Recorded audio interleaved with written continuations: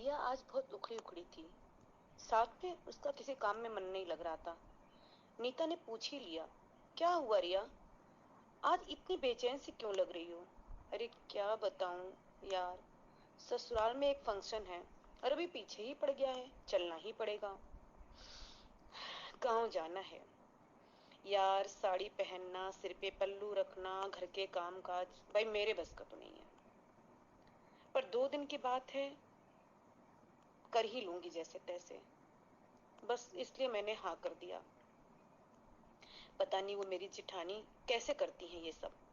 हर समय ज्यादा पढ़ी लिखी नहीं होंगी तो करना ही पड़ता है। मैं तो आजकल की लड़की हूँ, ये सब मेरे बस का नहीं है। रिया गांव पहुंच गई।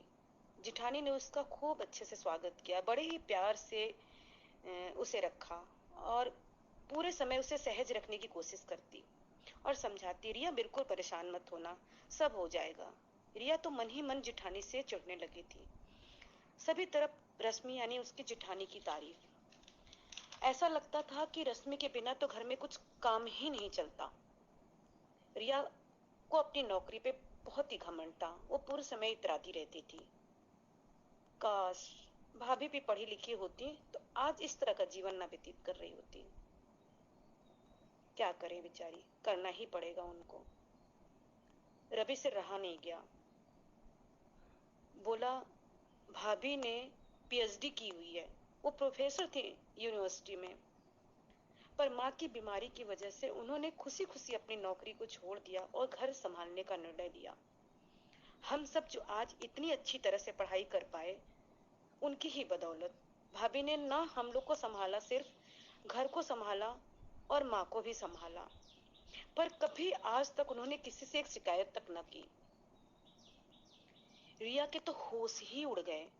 उसके समझ में ही नहीं आ रहा था कि अरे भाभी इतनी पढ़ी लिखी है और कितनी सहजता से वो घर को संभाल रही है। उनको देख के लगता ही नहीं है कि मतलब उन्होंने इतनी पढ़ाई लिखाई की है और घर के काम काज में भी उतनी एक्सपर्ट और उतने अच्छे से सारा काम कर रही हैं।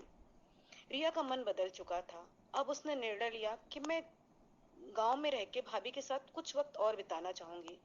मैं उनसे बहुत कुछ सीखना चाहूंगी।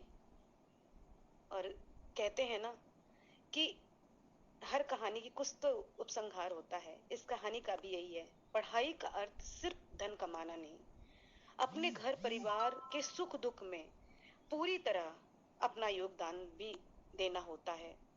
धन्यवाद।